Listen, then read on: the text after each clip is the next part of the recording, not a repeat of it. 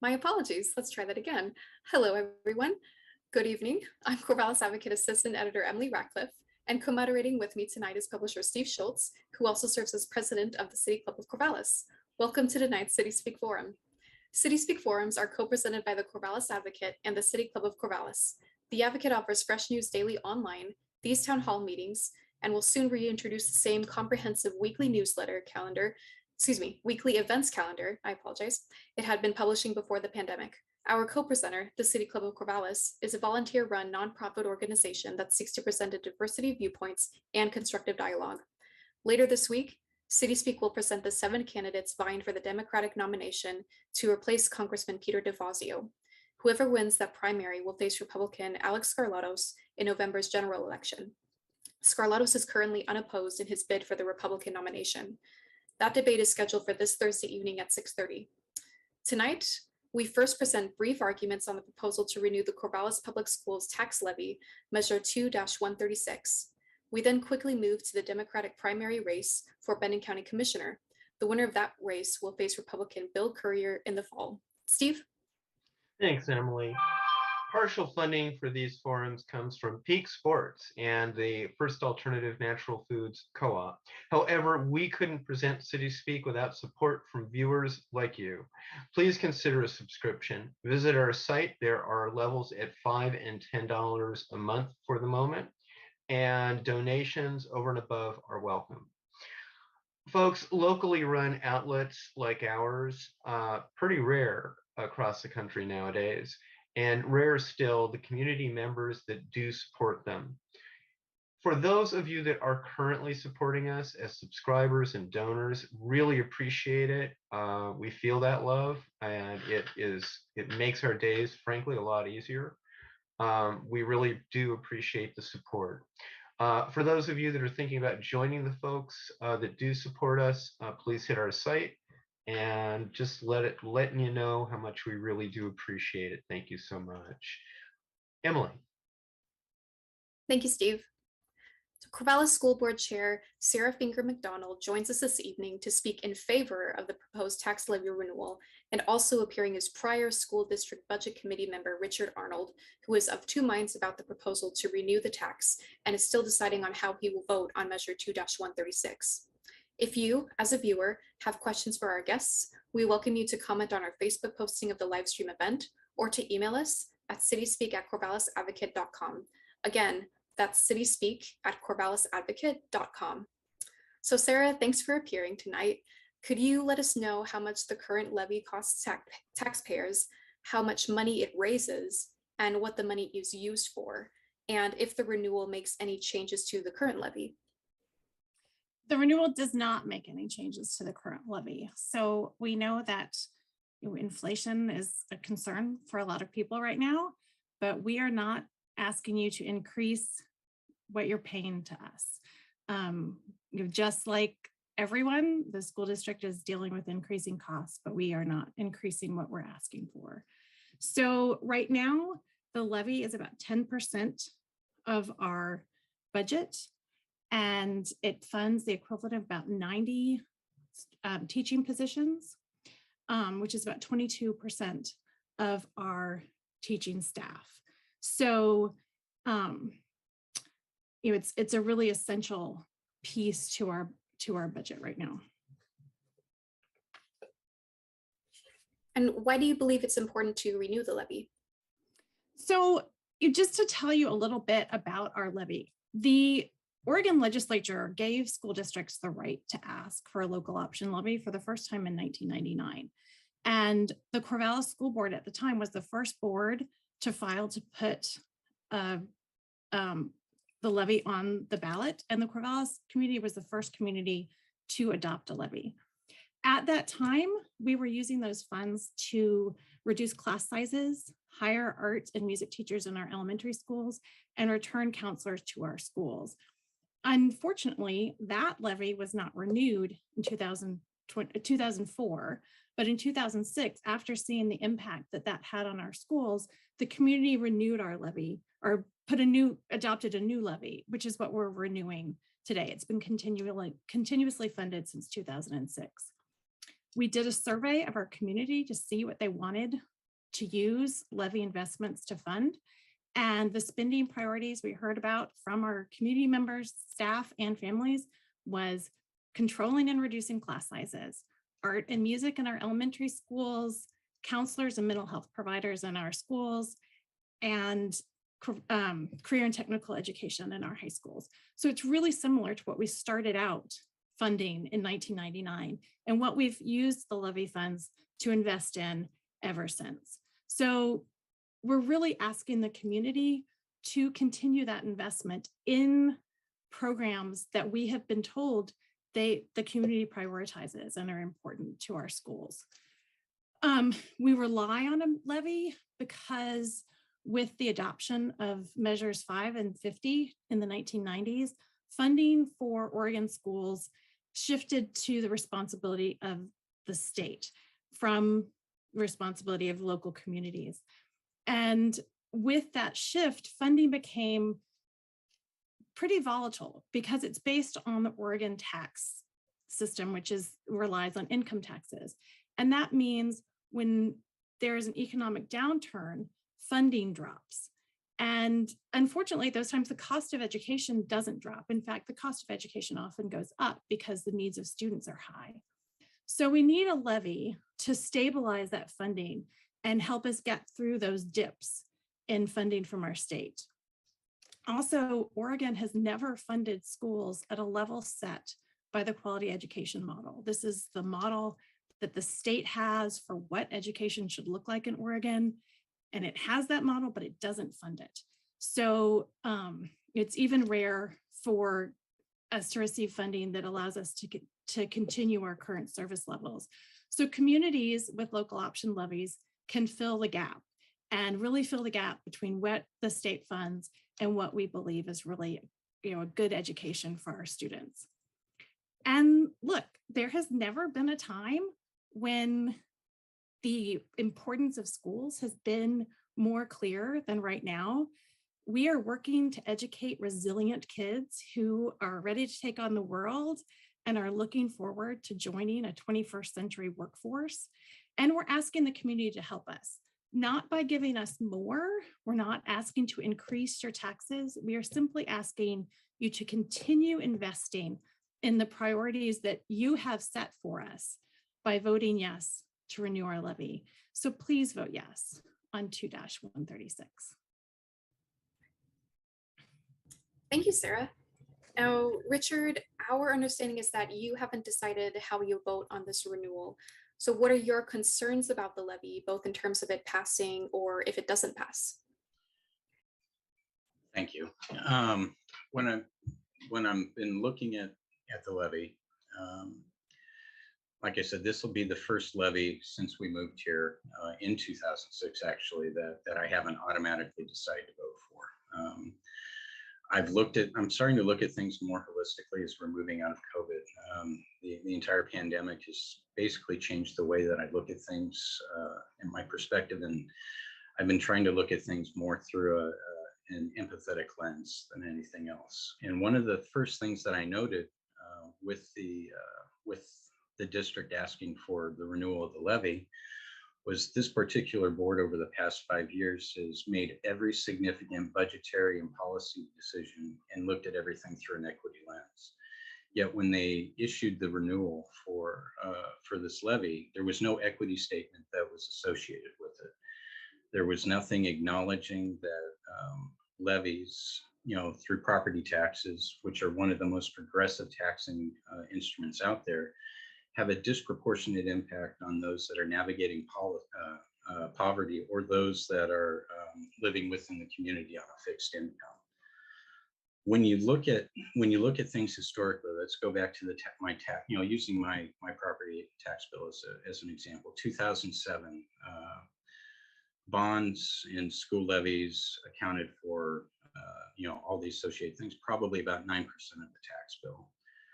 In this course of 14 years, the community at large, through other levies that have been passed, 911 taxing districts, the city of Corvallis has a levy. Essentially, what you've looked at is that with all those additional bonds and levies, we're now looking at all of those things are now totaling about 31% of your tax bill. So when we're looking at it on a monthly basis, bonds and levies used to be about $28 a month. Those are now gone up to about $166 a month when looking strictly at my property. These things have the tendency to create barriers for those trying to enter into our community. It raises the prices for everything within our community, going to gas, going to a restaurant, purchasing basic necessities at the grocery stores. And these things never seem to be discussed when we're going through the levy process, because we need to be looking at how these sorts of taxing instruments are affecting our community as a whole. I don't disagree with anything that Director McDonald said about the need for things within our schools.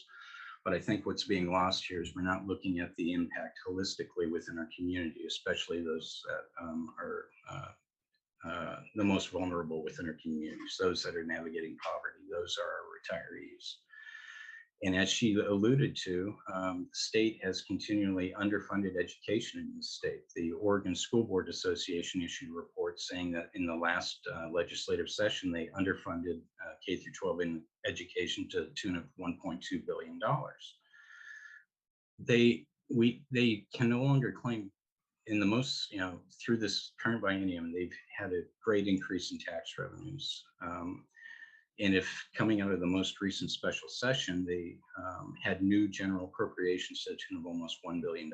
If they'd at least given $600 million to K through 12 in education, they would have fully funded it to where we wouldn't be needing to be speaking to this levy. And every time we, as communities, go and vote for these levies, we're basically giving a pass to the legislature, which I kind of find it kind of ironic, considering we have two of the most powerful legislators in the state directly representing Corvallis, and Senators Sarah Gelser Bowden and Speaker of the House Dan Rayfield. And then as Director McDonald says, we're living in a different time right now. Record inflation. The Bureau of Labor Statistics said that on average Americans' wages rose 5.6% last year, but with inflation, the Bureau of Labor Statistics say that discretionary income has actually dropped by 3.6%. So even though we're not asking for an increase in the levy itself, people are still having less discretionary income. And again, this disproportionately affects those within our community who are navigating poverty and are living on fixed incomes. And I really think that this is an important discussion to have when we're talking about renewing these kinds of levies. So then, in your view, Richard, is there a course the district could consider other than the levy? It's not that the district, they could have considered actually reducing the rate of the levy this time. I mean, if you go back to 2007, the original levy that was passed in 2006 raised $16 million over 5 years. Now we're looking at a levy over 5 years that's actually going to be raising $48 million. So in the short course of 14 years, the amount of revenue actually flowing into the school district is tripled coming from the levy. I don't see that the school district budget has actually tripled at that point in time. So I have cause to think about, I can't see that the cost of running the district has actually tripled within that same course of period of time. So I just have to kind of wonder about it. I mean, these levies of these types are, a death of 1,000 cuts. And eventually we're going to be pricing folks out of living within this community if we continue to pass these sorts of things. And don't forget, there's an additional bond measure on this particular ballot for the LBCC. And that's an additional thing that the taxpayers are going to have to think about. If it's voted yes, that's an additional burden that's going to be placed on those within our community. So to answer your question, I think that they could have come to us and actually reduced the levy at this point in time. The other point that I want to make is that two of the things that Director McDonald said were going to be funded with the levy are also being, portions of it are also being paid for by different grants that we're currently receiving from the state. The Student Success Act, to the tune of $3 million, I believe, over 3 years, is funding the mental health a great portion of the mental health infrastructure currently within the district. And then the state passed a measure, I believe it was 3 or 4 years ago, Director McDonald can correct me if I'm wrong, bringing in additional funds to increase the amount of expenditures within the district to support CTE education. Thank you both for answering those questions. We'll move on. Yeah, I would actually like to respond if that's possible. Okay. Yeah, thanks. So I think what's lost in some of the consideration for some of the most vulnerable members of our community is that a lot of what we're funding in our schools is helping them. This is funding that's providing smaller class sizes. So those kids who are navigating poverty and have barriers to overcome because of that have a class size that's manageable so that their needs are being met by their teachers. It's funding the mental health providers and counselors who are there to help support, kids whose families are having a tough time. It's giving kids hands-on real-world learning that will open their eyes to possibilities and training that will help them, as they move forward and look towards what they want to do next. So when we talk about equity, I think there's equity built into that. Equity is often this sort of divisive political term, but what it really is putting resources where they're needed. And we believe that by funding and supporting our schools and investing in our students, we are putting resources where they're needed. And that's what equity is. Sorry, I just want to make sure that we're being good on time. I would like to give Richard an opportunity to respond if you would like to. Yeah, if I was to look at that, and I agree with Director McDonald that they do put the resources to good use within the districts, and they do try to alleviate the class sizes. But what you have to look at is that while they're helping those students while they're within the boundaries of the school district, they're also creating added stressors to their families at home by placing greater economic burdens on those families. Because it's very privileged to think about, it's only $50 a month. But to a family navigating poverty, $50, that can be fairly significant in some ways that you're looking at things.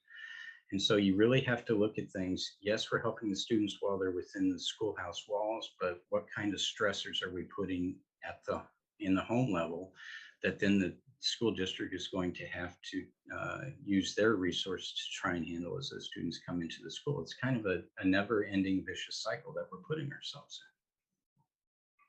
Okay, and thank you both for those questions. Can I mention the grant funding that Rich brought up? I think we're about to get to that. Okay. Steve, questions for you? Oh, great. Okay, I guess I'm supposed to be questioning now. Thank you, Emily. Okay, prior school board, and this is going to be directed at both Sarah and at Rich. Prior school board member Scott Newsham submitted an opinion for the county voters pamphlet, and he writes that since the levy's last renewal back in 2017, enrollment has dropped by 444 students, or 6%, but school staffing has increased by 144, or 19%. And the district anticipates further declines in enrollment. Given the numbers, would it have been possible to ask taxpayers for less? Sarah, I'll start with you. So it is true, we've seen a decrease in enrollment. Our enrollment has been dropping slowly over the last 5 years. It's a total of 6.8% over 5 years, but 5% of that drop has been in the last 2 years during the pandemic. And we do expect some of those students to start coming back. That drop in enrollment is an issue across our state and across the country. And the reality is we can't respond to that by shutting down classrooms. The needs of our students have really never been higher than they are right now. And that's why you see increased staffing right now. And like our drop in enrollment, the biggest increase we've seen in our staffing has been in the last 2 years. And a lot of that has been driven by a 30% increase in our classified staff. So that's educational assistants who are in all our K through 2 classrooms, helping students develop those foundational skills that they may have missed. It's school nurses who are a clear need during a pandemic. It's our mental health trainers and family health advocates who are really helping our families get through a tough time. And it's in our custodial staff.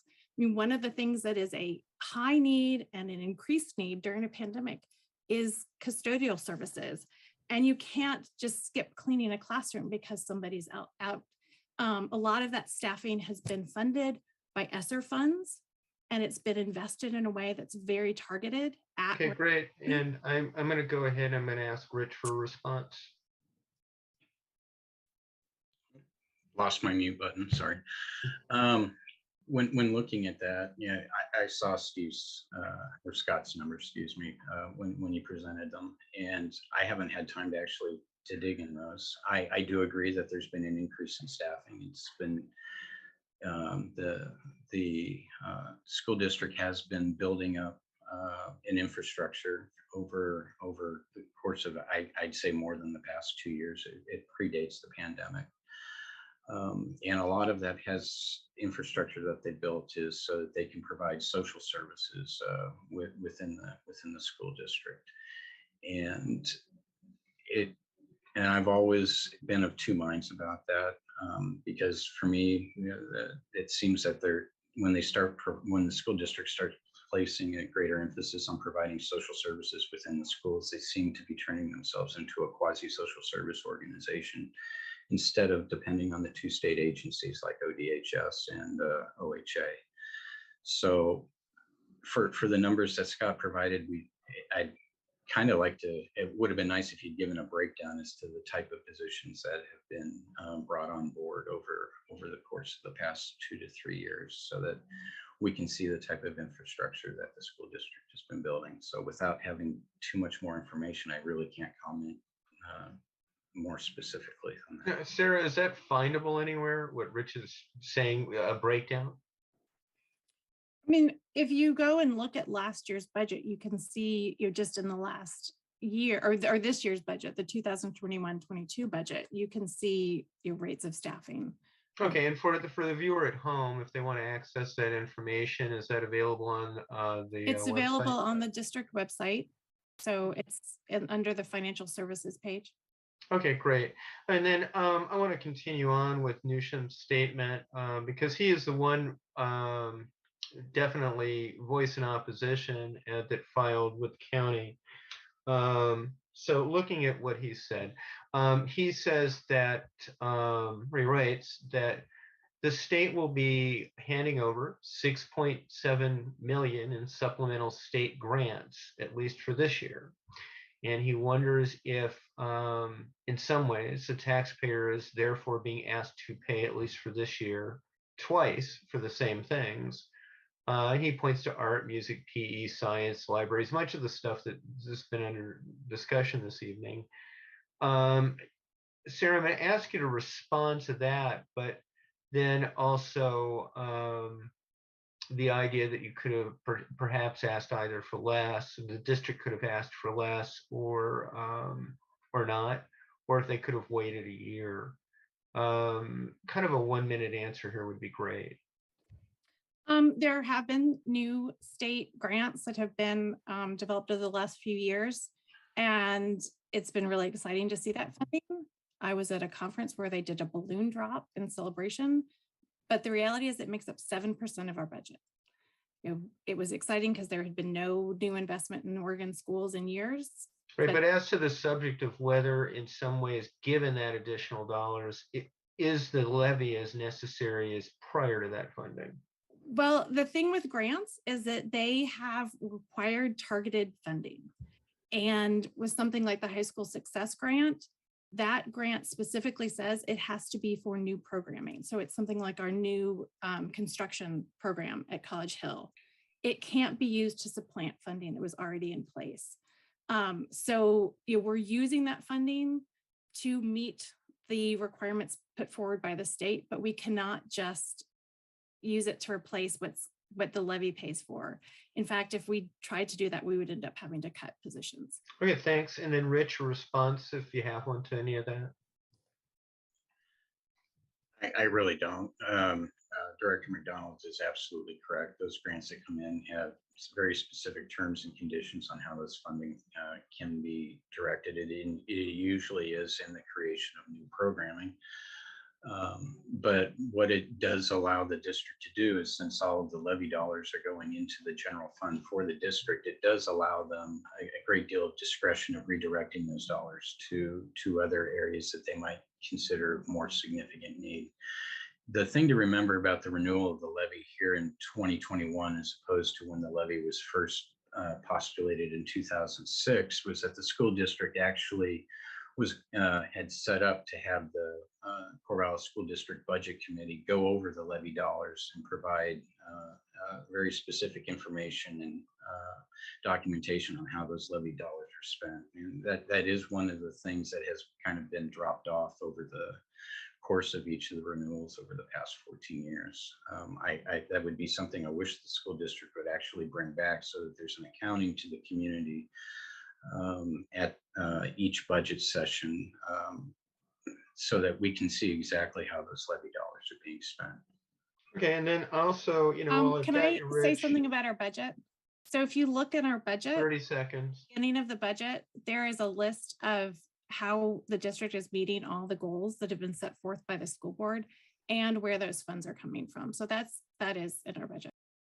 Okay, and then Rich, I'm going to move back to you, and I'm going to ask you specifically about something else that Newsham raises in his written arguments. The district has 14 million, according to him, 14 million in reserve funding. And he points to the idea that the district, if they are in such need of funds, could dip into that, at least for some portion of the levy that they're asking for. What is your view of dipping into the reserve fund? And do you know what the current school budget is? I do know what the current school budget is, and I go through that. And when I was on the budget committee, I was what's the current school budget? I did not bring that. That's okay. But when I was on the budget committee, I was a very big proponent of a rainy day fund, and that rainy day fund's purpose is to offset exactly what we saw with the recession of 2008 and the great reduction in state funding.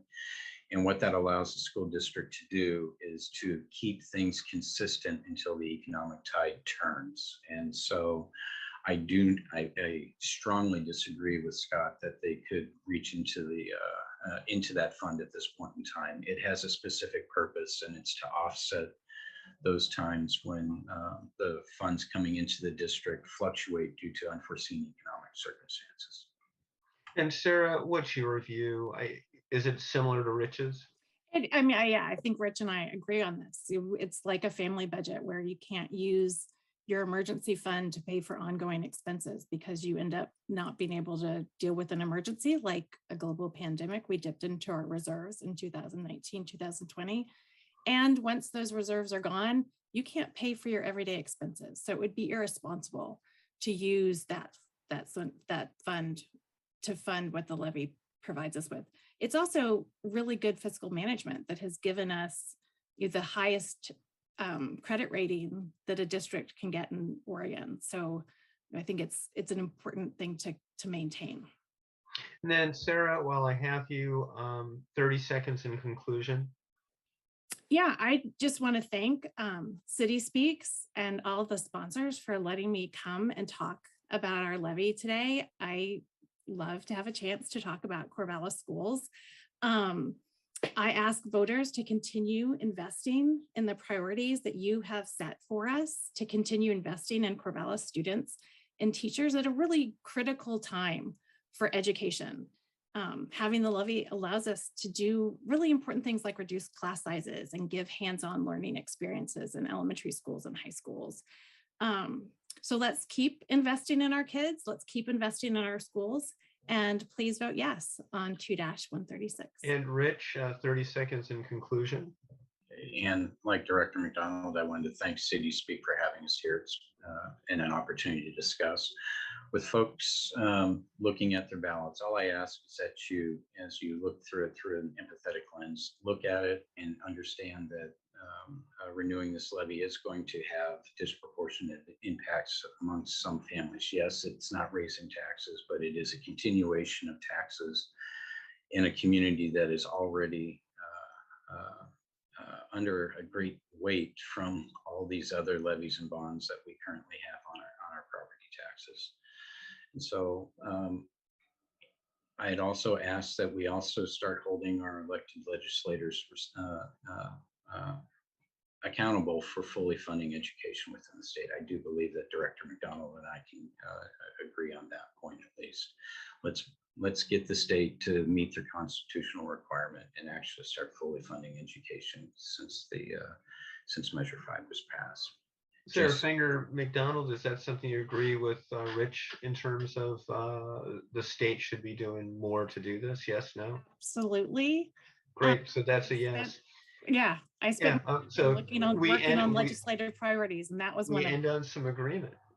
So I think Rich and I agree on a lot about education. Yeah, we do. We just I think the biggest point of disagreement that we've got on this one is that at least from my impression is that Director McDonald understandably is very focused on the students within the district. I'm trying to look at this more holistically from a community perspective and understanding that we're coming out of a pandemic and there's a lot of economic pressures within the community right now. And I think that as a community, we really need to take that into consideration before we vote. And everyone they vote their conscience on this one. I would say that supporting kids in schools is supporting your community at a time when there has never been higher need than what our kids in schools have right now.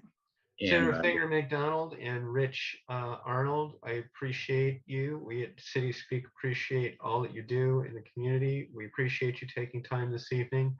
I'm going to move back to Emily for the County Commission debate. Yes, thank you again, Sarah, and thank you, Richard. Yes, so both Pat Malone and Helen Higgins are seeking the Benton County Commission Position 1 seat. For Malone, the incumbent, the next term would be his second. Challenger Helen Higgins has served as a Corvallis school board member and is currently the CEO of the nonprofit Boys and Girls Club of Corvallis. By flip of the coin, first up is Pat Malone.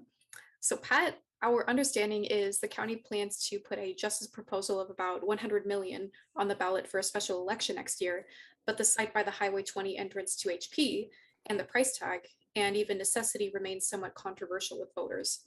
Do you support the proposal as it's taking form, and why? 2-minute answer or less, please. All right, thank you.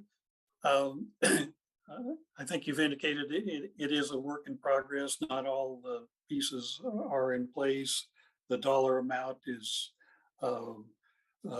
definitely not set, and I've worked hard at reducing the amount of the bond that we will eventually ask voters of May of next year. Let's see. I support the north side. In fact, I was instrumental at putting it back on our list. We started with over 40 sites around the area, and we ended up with 2 or 3, and I think by consensus, the north side has many advantages. It's large enough in terms of acres to serve the county going forward for the next century. What else was embedded in your question, Emily?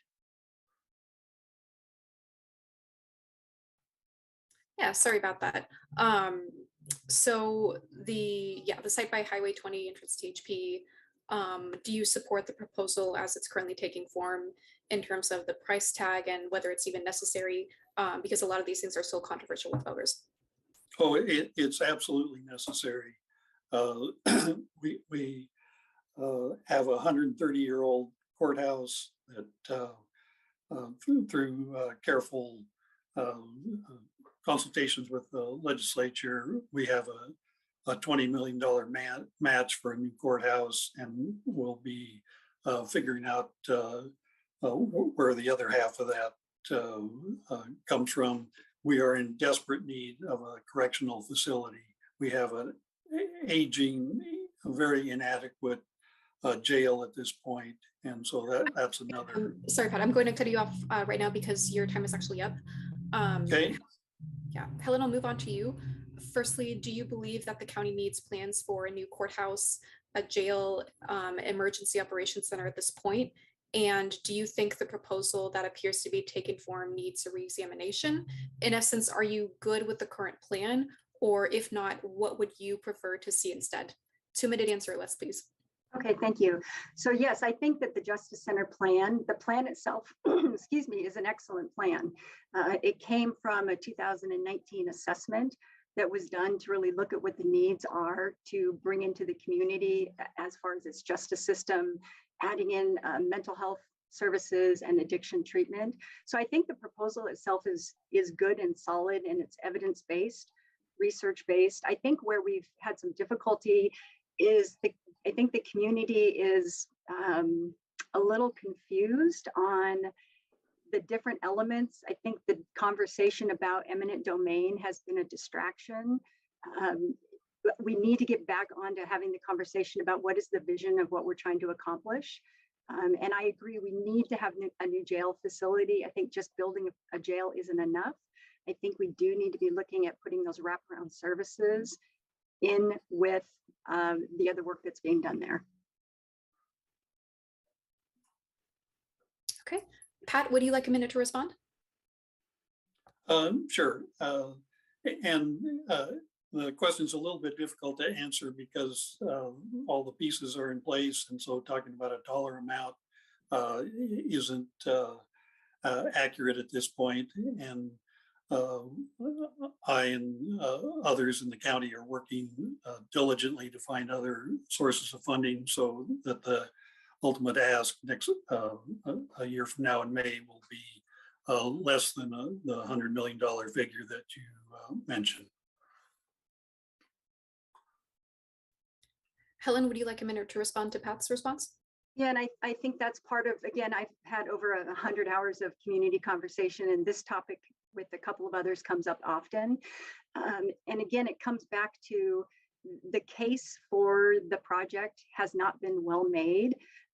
Again, focusing on how much we were going to spend on the land and sort of a moving target on the numbers makes it very difficult for voters and residents to decide in all of the priorities of where the citizens are being asked for funding.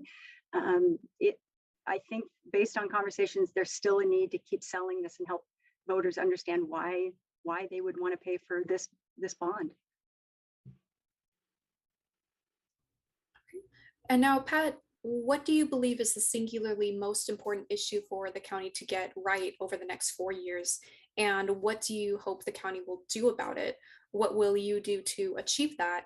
And what would you hope to see as a favorable outcome? 3-minute or less answer, please. Okay. I think I'll go back to the justice system improvement program.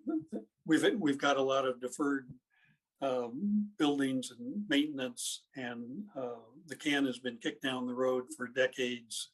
In the case of the jail, like I said, the courthouse is over 130 years old, and we are on track to be able to replace that.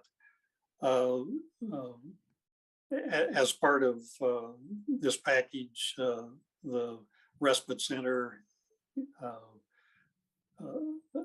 a correctional facility is part of the package, and we need that, but we need other services, mental health,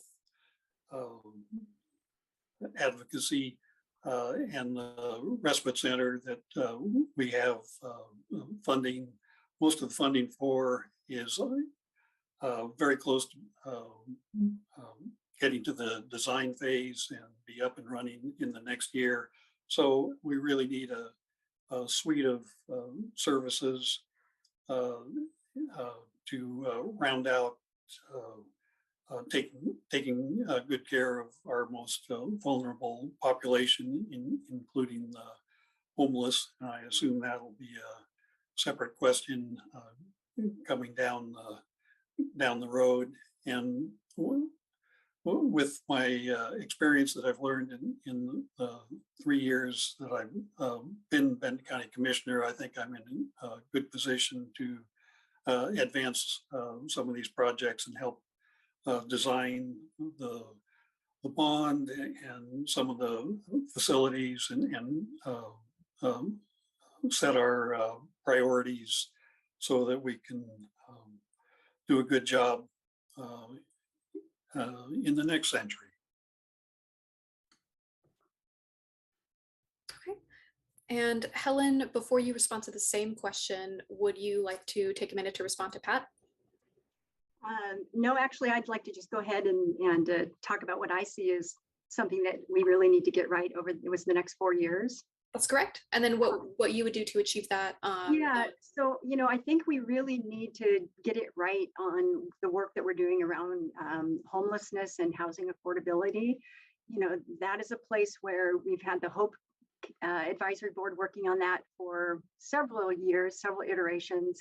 We've finally gotten to a point where there are 12 recommendations that have been brought forward. And now it's really up to our elected officials, so the county commissioners and city council, to begin to take action on those initiatives. So, I think the justice system is a piece of that, but the bigger piece that is really impacting all of our communities across the county is our issues of homelessness. It's everywhere. It's in the rural communities. It's, down our roads, on our streets, in our open spaces.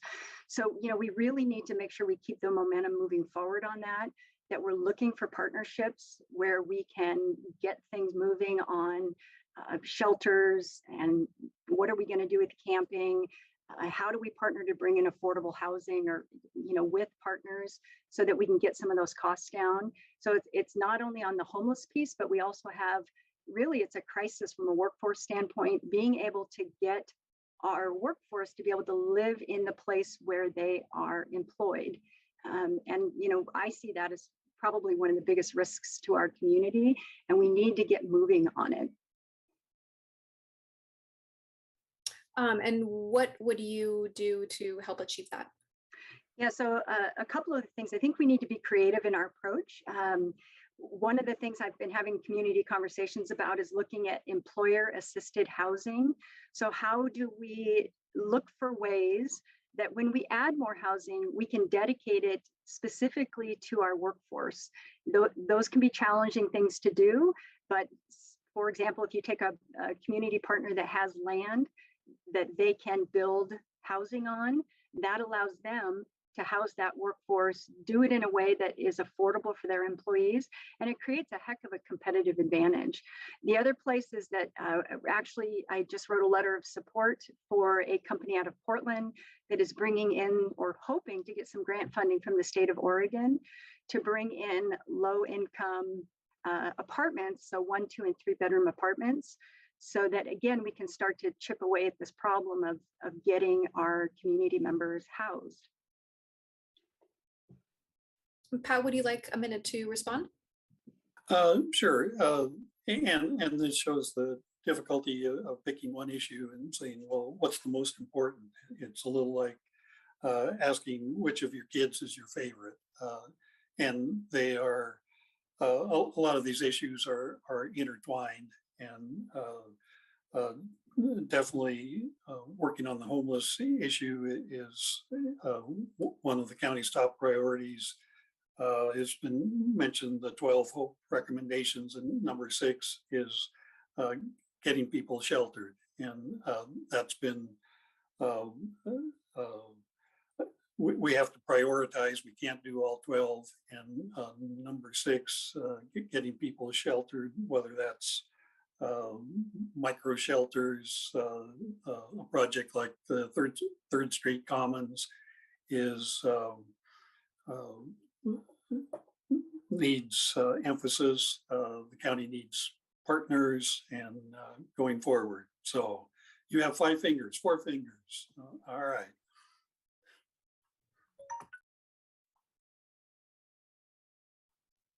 Okay, thank you both. Now we'll move on to questions for both of you.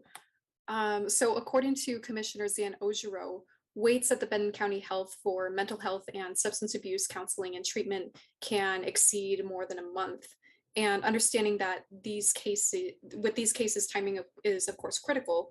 What will you do to get wait times down to a week or less? Helen, we'll start with you. 2 minutes or less to answer, please. Great. And I'm assuming we're talking about adult mental health. So just from a youth mental health, there has been some pretty significant investment made, both through the partnership that we did with Samaritan Health Services in our teen center to increase capacity to address the teen suicide issues that were happening. And the county has also invested in some youth mental health. So their access is actually, from what I've heard, could be, as short as a couple of days. From the adult mental health, one of the challenges is capacity. So trying to build and secure that workforce to serve people that have a need, that's what's stretching out the length of time to access those services. And again, it goes all the way back to the housing piece. So being able to recruit, getting people to be in that industry, to want to live and work in our community so that they can help treat people that need help. So it really comes down to a capacity issue. So, we need to be investing and recruiting aggressively and paying in a way that we can recruit good providers to come and work in our community and support our people. Pat, same question. Please answer in 2 minutes or less. Would you repeat the question, please, Emily? Sure. So waits at Benton County Health, according to Commissioner Ojiro, for substance abuse counseling and treatment can exceed more than a month. And of course, timing is critical for these cases. What will you do to get these wait times down to a week or less? Okay, thank you. I think we are making progress on the wait times absolutely.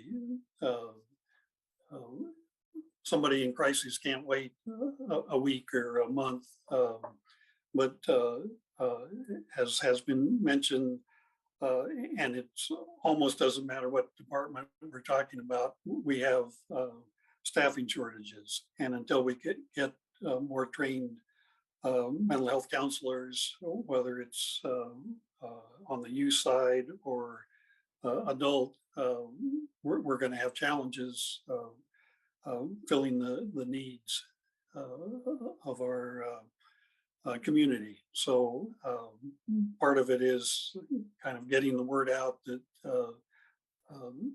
these are important jobs and that somebody in school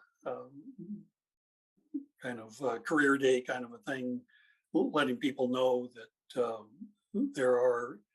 there will be jobs available, and it's something you can really do to help your community.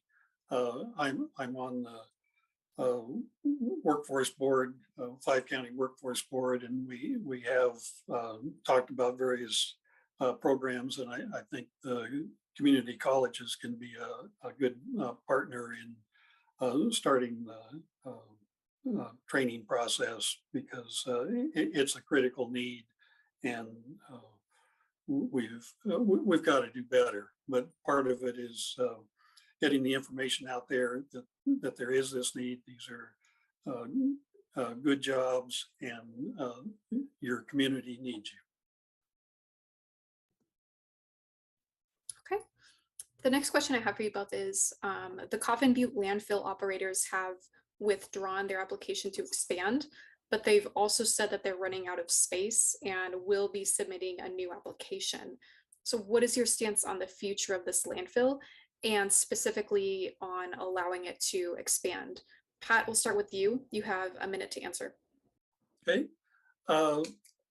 The good news is because Republic pulled their permit application, we have time to have a discussion with the community about the future of our solid waste issue. And the good news is Oregon Consensus, a third-party facilitator, will lead the discussions, and those are imminent. I think in the next week or two, they are already on board for the county, and will be leading a discussion about the future of the landfill. And when we make choices, there are consequences, and we need a broader discussion of those consequences. We need accurate facts so we can make good decisions. So I'm looking forward to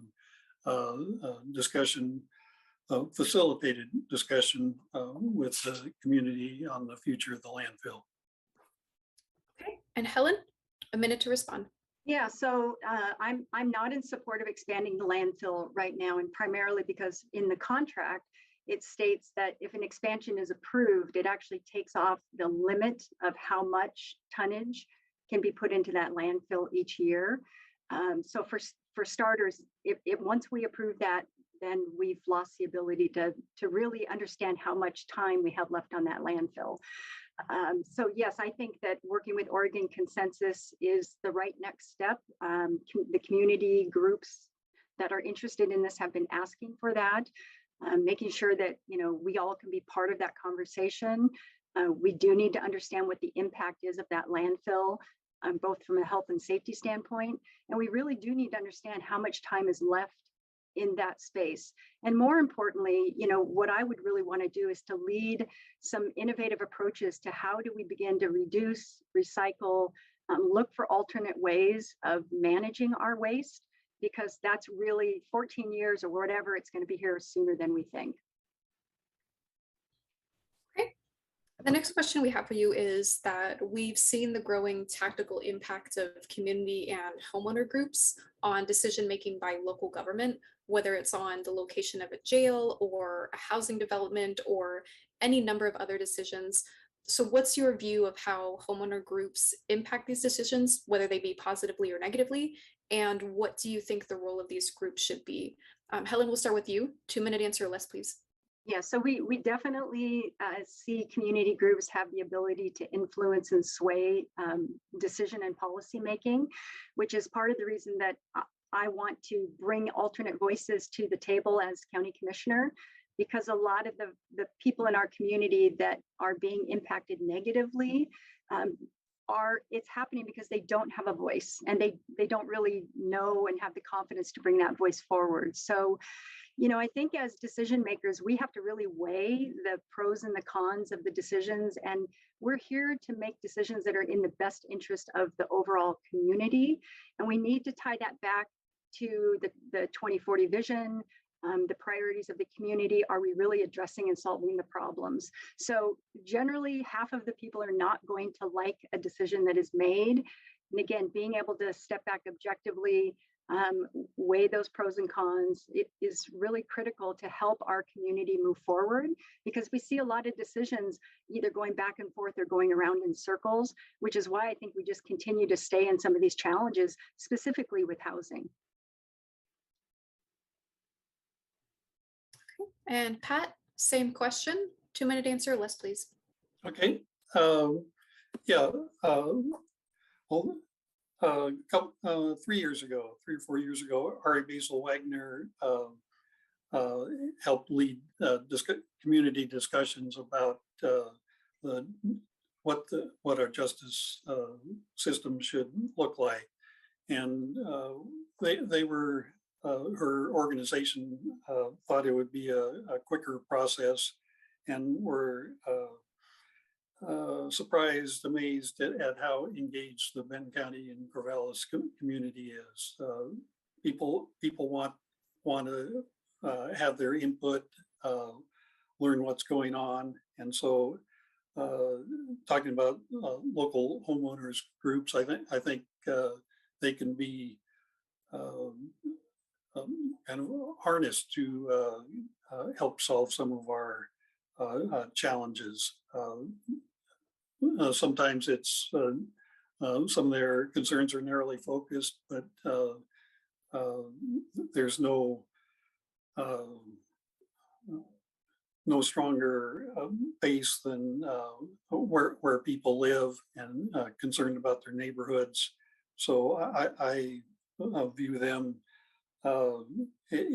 It can make the process longer, but I think probably end up with a better product because of community engagement. So I see homeowner groups as for the most part a positive in discussion, trying to come with solutions to some of our serious problems. So I think, but they need to be engaged in the whole process. Sometimes it's kind of gets towards the end when people are aware of something going on, and so community engagement and just talking about back to the landfill and Oregon consensus, and it's too bad that they weren't involved. I'm actually going to stop you right here because we need to, your time is actually up for the answer. Okay. Sorry. Our next question is, what, to your view, can the county do to increase the availability of alternative transportation? For instance, public transportation and carbon-free alternatives like bikeability and bicycling. Pat, we'll start with you. 1 minute answer or less, please. I've been a big proponent of alternative modes of transportation, whether it's transit or paths. I've been working on the Corvallis to Albany path, moving that project along since I got on the commission.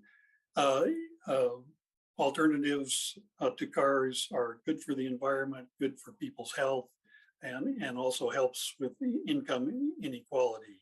Cars are expensive and not everybody can afford them.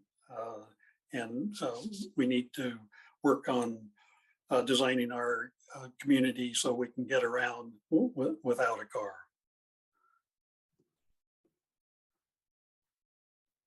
Okay, and Helen, 1 minute, please. Yeah, so, I deal with community members that tend to be low to moderately low income, and transportation is a serious issue for them. I think continuing to build out our busing services, especially being able to get kids from, say, Adair, into Corvallis easily, or to the services, the locations where the services are important. I've spent a couple of years working to try to look for different transportation plans for both South Corvallis and Adair, and also from Philomath into the community. Those are the areas that I would continue to focus on. Absolutely, bike paths and ways that are safer so that when you're traveling on them, it is safe for both adults and kids to be using those. And at the same time, recognize that for the families that we support, they've got several kids. Sometimes biking isn't always the most reasonable possible way for them to be moving around to their jobs and moving their kids, to and from and after school. Okay. Thank you, Pat and Helen. Now we'll move on to viewer questions. Steve? Thanks, Emily. First question I'm going to actually direct to Helen because it's a follow-up to something you'd answered from editorial board.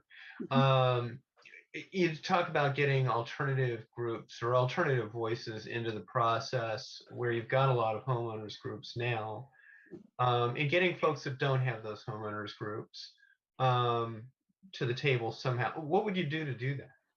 Yeah, so what I've learned in the work that we do is that you really need to go to them.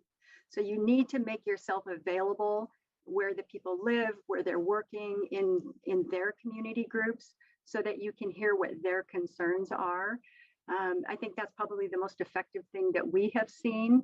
And then also really taking the time to be listening for their voice and their views and understanding their lived experiences in any of the work that we're doing within the county. Because again, I've been to many of the meetings at the city and the county, and it's generally not the families and the people that we're serving that are addressing their concerns. And again, that's part of the reason that I want to be at the table, is to bring that broader perspective and voice forward, because it needs to be heard. They need a platform and somebody that can represent their platform.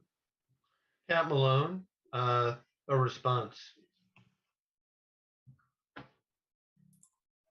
It's always a challenge to reach out to the whole community.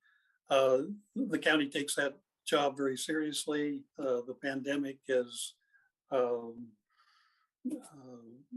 made it really challenging to get together and exchange views on whatever the particular topic is.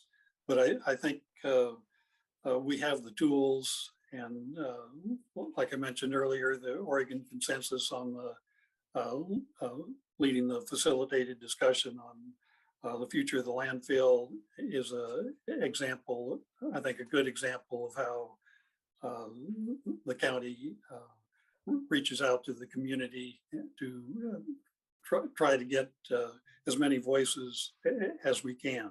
It's important. We've done surveys on fairgrounds and how what the future of that facility should look like, and I can think of several others where we. Okay, and I think we've got it, Pat. Okay. Great, and then I'm going to move on to homeless, and we're probably going to be coming back to this for the audience out there. I think we're going to be coming back to homeless a couple times tonight. So if you don't get your question asked immediately, we're getting there best we can. You know, there's been a discussion of there being 12 different points that the Hope Board has come back with for priorities. I believe Pat's pointed out you can't get to them all. I think Helen's pointed out maybe the same thing. Which ones would you prioritize? What if you could only prioritize 3 things right now for the homeless community? Pat, what would they be? Okay, I've already, excuse me, I already mentioned one. Number 6, getting people sheltered, and that would require a suite of options under that. But unless we get that one right, we really haven't done our job. But with that, we need wraparound services so that I guess case management might be the proper term, and so that hopefully now people have shelter, but that doesn't solve all their problems. They may need transportation, jobs, education, medical help. So case management, what would be the third one? Probably getting a better idea of what our current situation is, how many people are homeless, and what are some of the issues, what are some of the services that So they data. need. Yes. Okay, and then Helen, same question. Whole lot of things out there that are being suggested, limited resources. You got to start somewhere. What are your first 3? Yeah, so again, my first 3 is it's the number 6. I mean, we've got to get people into safe, dry locations. You can't really help a person if we don't take care of their basic need, which is shelter and food. So that would be my first one to really be working on. The second, my number 2, which is number 3, would be to adopt the hub model of the care coordination. You know, I've worked with the coordinated care organizations, and let me tell you, the power of this model to bring all of the people to the table that have that deep knowledge of a piece of the bigger systemic problem is, you know, is probably it's kind of a slower way to go faster, but it's a really, I think, important Is that approach. the same thing that Pat's talking about with case management? Yeah, well, it's not really case, it's bringing all of the elements about, you know, what are the things that are getting in the way? You know, so is it food, transportation? Is it access to medical care? Is it rent assistance? You know, are there mental health and addiction issues that are keeping people out of their homes? So what you have is you have a group of people that are all experts in those different areas, which are part of the system of how, you know, or why people are ending up in homeless or housing insecure situations. Now, are you talking about individuated MDT review? Well, the number two, their recommendation was adopt the hub model of care coordination as a framework. Okay. So, Yeah, more okay. or less, maybe the same thing. Okay. Yeah. Okay. And then what would be your number 3? Helen? Yeah, my third is, increasing rental income and assistance, because again, the most effective thing that we can do is we need to keep people in their homes. And we know that there's a lot of federal and state dollars that are coming out right now to support this initiative.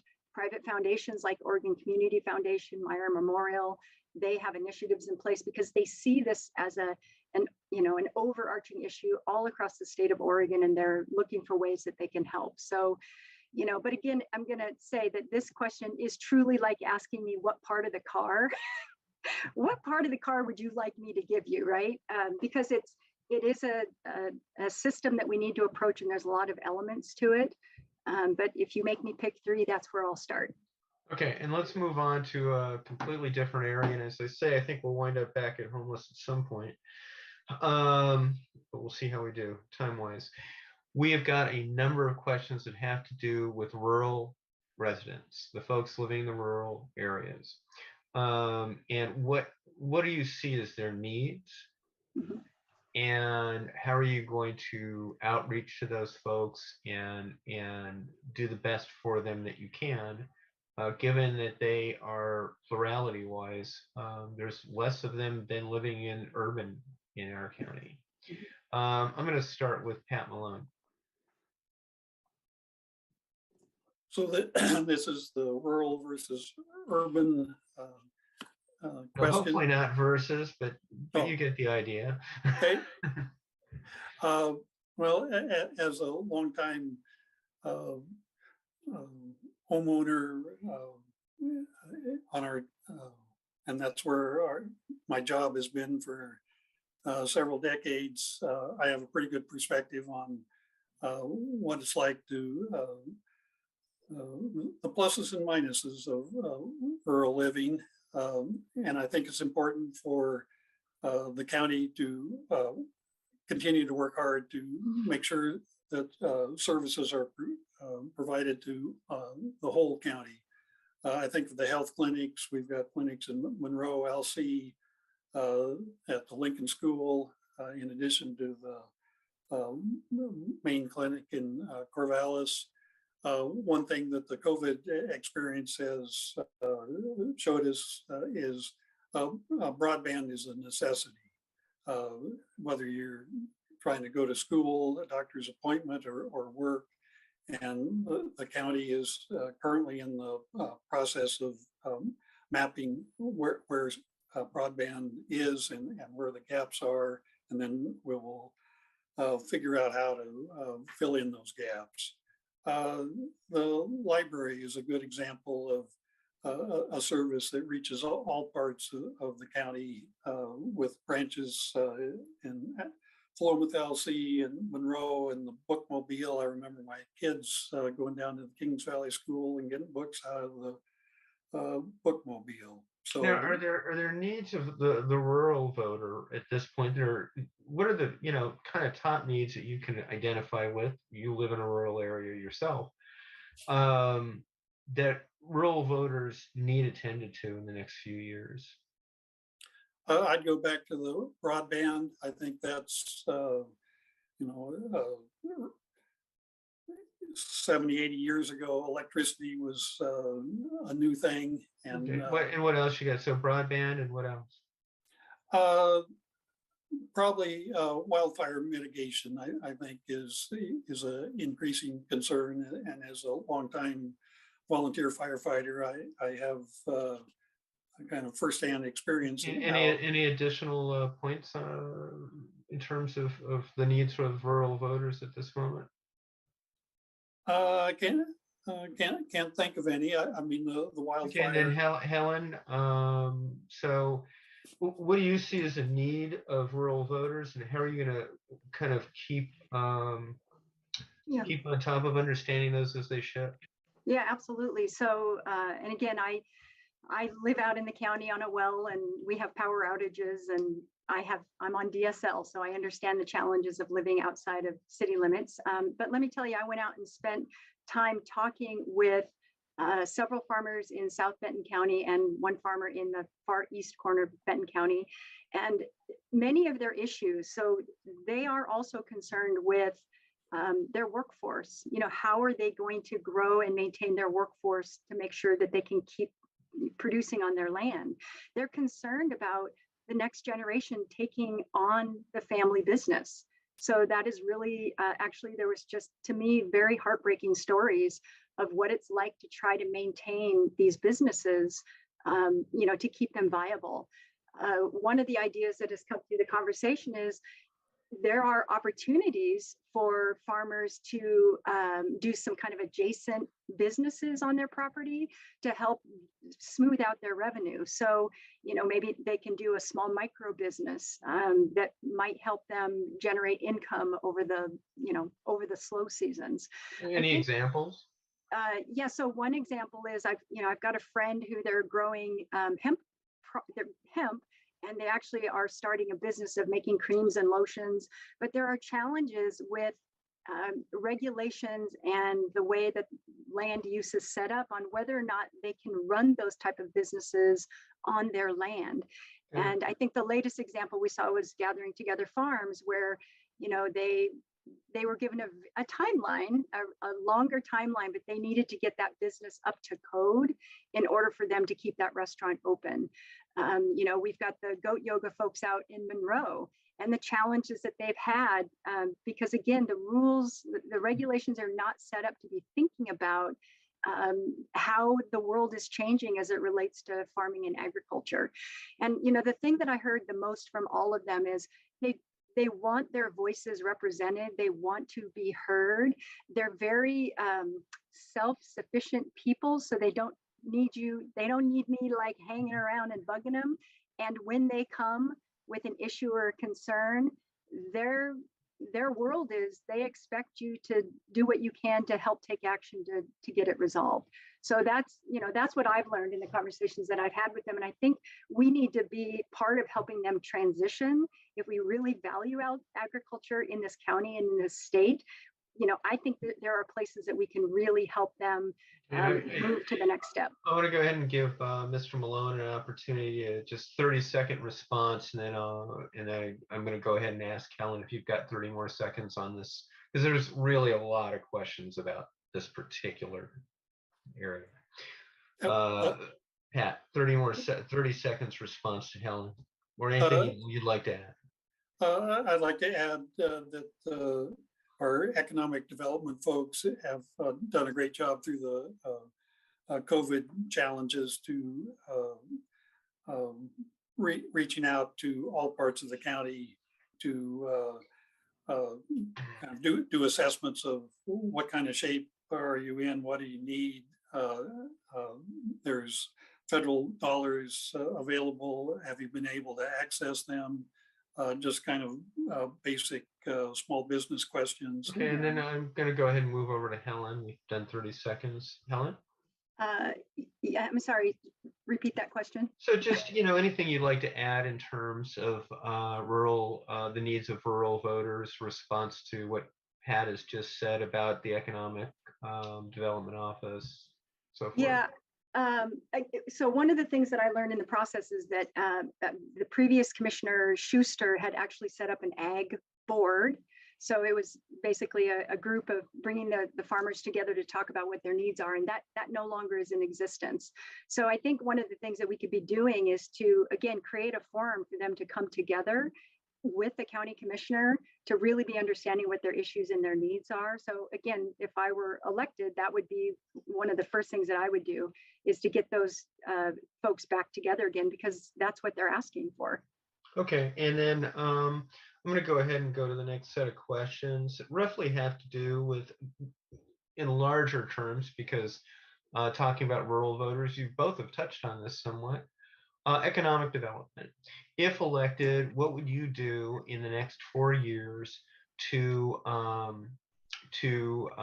increase economic opportunity in this area? I'll start with you this time, Helen, and I'll then move to Pat. About a 2-minute answer would be great. Okay, well, I might sound a little repetitive because I think I went there in my previous answer. But If you again, take a minute, you'll get it back somewhere else. okay, so but again, I think, where we can really help them is that there are tremendous opportunities by helping to adjust the policies and the regulations or to change them so that it makes it easier for farmers to do adjacent Well, businesses. this and to be is able to not just change. farm, this is also urban. Urban. Okay. Oh, sorry. Okay. Yes. And then Yeah, as far as economic, urban or rural economic absolutely. development. What Okay. would you do to help spur that in the community Yeah. over the next 4 Yes, years? thank you. Yeah, and one of the things that is holding back economic development, because I talk with all of my business partners across the county, and it comes down to the ability to recruit employees to come into our community. So when a business comes and looks at our communities, the first thing they do is they look at the housing. And when you've got communities where people cannot live in the place where they want to come and work, it's a showstopper. They leave. So specifically from the superintendents across the state of Oregon, their number one issue that they're working on with their alliance of superintendents is housing, because they cannot recruit teachers to come in and live and work in the communities where they And need. then what else other than housing? I think we just continue to invest in that recruitment of bringing businesses in. We've got Oregon State University, which is a tremendous partner. There's innovation and new projects coming out of there constantly. Yeah, they've got a couple of accelerators, right? And then Yes. Pat, I'm going to go ahead and move over to you. And then you've touched on housing, and I want to let you both know we're going to touch on housing next. But Pat, economic development, what would you do over the next 4 years? I would support our current folks. Kate Porsche does a nice job, has a small team, supports the RAIN entrepreneurial business incubator, and struggled during COVID, but I think has managed to keep things moving. One thing that we can do is support CTE training, both at the high school level and community college, whether it's welding or nursing, or there's a lot of workforce. We were talking earlier about the need for mental health counselors, and we need to identify areas where there's need, and start talking to students in early high school, and let them know that there are good jobs out there that may not require college education, but require some training, and The trades, yeah. make sure that we've neglected CTE education for decades. It's making a comeback. Okay, but, and and you're mentioning that, and it dovetails into housing, does it not? I'm going to go ahead and start with Helen on housing. How do we get more affordable housing here in Benton County? I'm going to give you about a minute because we're starting to run out of time. Okay, so We've got a number of questions and running yeah, so out of time. we're going to have to take new approaches. So it's going to start with taking some of the complexity out of the process of the approval and permitting process. I know there's been work by the League of Women Voters to at least understand that issue. And again, I'll repeat it. There are opportunities for us to try to pilot some projects with workforce housing, because it's complex. And if we just go build a bunch of houses, all that's going to happen is they're probably going to get purchased up by either investors or people that want to come and move or work out of our community, but may not be working in our community. So I think that's a piece that I am actually in the process of working on starting those conversations. And then again, how can we be more attractive to these nonprofit housing development companies that they know how to do this? They build quality products. They can bring it in at a price that people can afford because they're getting subsidized through Oregon. Oregon is known as one of the states that has the most funding to start up these types of projects. And, I think that is an area that I would be all over. I'm going to move over to Pat now, about a minute answer. Okay. Yeah, obviously housing is a challenge, no matter, we were talking about the homeless earlier. The whole spectrum of housing is in short supply. We need to be more creative in making sure that there's low and medium income housing, so that the people who want to live and work here can afford housing. I was encouraged, saw recently there's a $20 million housing development that addresses some of this need. And I don't know all the details on that, but that may be a model for trying to attract that kind of builder, so that we're not just building McMansions and what is it, luxury student apartments. When I was in college, I didn't know there was such a thing, but so we need a whole spectrum of a range of affordability options. Okay, and then I'm going to go ahead and let's see. You've both answered on housing. I'm going to wait till I have a diplomatic way to ask that. Okay, and then I'm struggling with a viewer's question right now. So let me go ahead and move over to the Justice Facility. Why not a downtown facility? And I've had a couple of lawyers approach me in the last week saying, you got to ask about this. Our offices are downtown.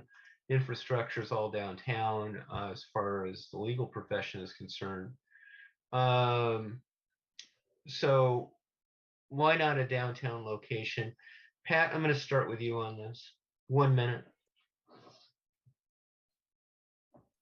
Won't take that long, Steve. There's not enough room. We need a minimum of 15 acres, and really that's not enough. There is not one contiguous square block available in downtown. That was part of our 40 site search that we began a couple of years ago. The good news is the north side is about a half mile from downtown, and so it's not like it's a remote site, and fairly easily transit and paths, and so I think that was for me one of the attractions of the north side was it really is close to downtown. If my baseball arm was better from that side, I could throw a baseball. Okay, so it's been a little over a minute, and so Okay. one of them told me I could expect this answer, and their question was, well, they can walk to the courthouse now. Now they got to get in a car. They can walk to the jail now. Now they got to get in a car. And then the other piece of it is, if they build up, why not build up? Can you address that in around 30 seconds, Pat? Talking about building up. Yeah. Okay. I think it would cost approximately $2 million a year if we had a multi-story correctional facility. And why does it cost $2 million more a year? Because of staffing. You have to have staff on every level. That's not anywhere close to best practices. Lincoln County has one, and let me move over to Helen then. Helen, same question, location for the Justice Facility. Yeah, so this is again in the conversations I've been having has come up a lot. I think it's going to come down to what the voters decide. So I think we really need to listen to what the community members are saying about what their objections are with this project. We may be back at the table to talk about location. I've heard the same thing too. A 2-story building increases the operational expenses of the jail. Again, this is probably one of the most controversial on not only location, but programs and size of the number of beds and what's really needed. And, again, as a person who spends her time building case statements and helping community members understand why they should invest in something, I think this is a time where we probably need to slow down a little bit, catch the community back up, make sure that we've had people that are in the system, lawyers, the DA's office, make sure they've weighed in on this project and its location and that it's meeting their needs as well. And then do you accept this $2 million number, really? Well, I understand supervision because, it's what we do with kids. So when you do have 2 stories, it does increase your supervision costs, your personnel costs. But what I don't know is, we're integrating all of these other services. So there's mental health and addiction services that are in the facility. I just don't really know what the floor plan looks like. I'm not sure where the jail portion is in comparison to these other services.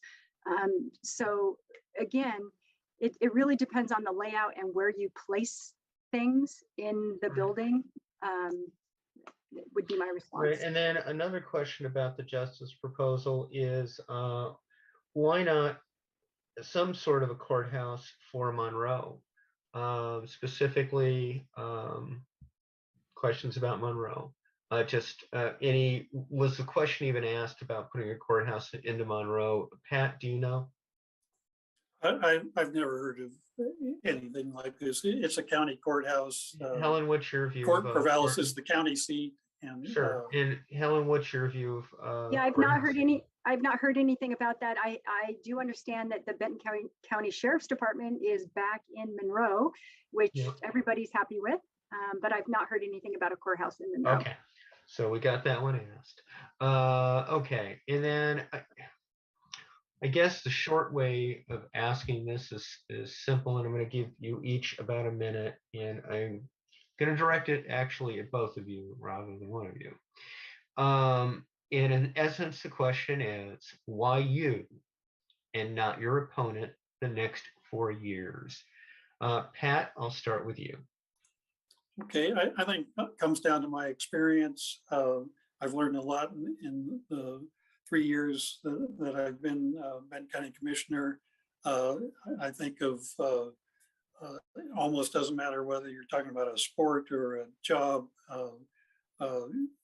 Everybody gets better with experience, and I've got that experience, and I've also got a good list of endorsements, including Congressman DeFazio, Representative Rayfield, Senator Kelser. And these aren't just names on my website or literature. These are partners that I've worked with for, in some cases, decades, and can really help solve some of Benton County's challenges. And then I'll move to Helen, about a minute and a half answer, actually, sorry, minute and a half. Okay. Yeah, so I think the difference with me is that I am very integrated into the community. I take time to actually go out and seek answers, be curious about problems, look for different perspectives on how we can maybe take a different approach. If there's a core issue out there, I'm going to work on putting solutions together to get it done. So, I think my brand is I'm a doer. I get things done by partnering through others. I think we are at a time where we need to bring some very innovative thinking, some, really active management of the community, because we've all cocooned in after COVID and we need to move forward. And so how do we move forward with that active engagement? And, I think the way in which I partner, my business connections. I too work at the state and federal level with our elected officials to advocate for children and families. So I also have those working relationships with our state and federal lawmakers. So, you know, I think it's really my connections, my business acumen, my project management skills, my ability to manage people, to manage contracts. You know, I really think my 18 years of experience at Hewlett Packard and my 16 years of experience working really closely at the ground level with community really makes me an ideal candidate for this position. And then this question asked a little bit more positively, and I'll give you each 30 seconds on it. How can a county commissioner create positive change in our community? And then I'll start with Pat on this as well. Yeah, I thought about that when I was running 4 years ago, and I think one answer is just be straightforward with people, tell them the truth, and get the facts, be thoughtful, and be careful about making decisions. We've had some challenging times behind us, and I see challenging times ahead, and I think I've got the skill set to handle the challenges. And then Helen, role of a commissioner creating positive change in the community. Yeah, so I think for starters, anything that we can do to reduce the divisiveness that is just permeating our communities and our conversations. Again, we can set the tone by the way that we show up and the way that we engage with all people in our county, regardless of their, you know, political position. You know, I think that's a really key place that we can play in bringing positive change. And the other one is we need to align. So aligning on the goals and of what we want our county to be, and then bringing people together to get to that point. I mean, that is the best way to make positive change. And it's the way that I've been doing it over the last 16 years at the Boys and Girls Club.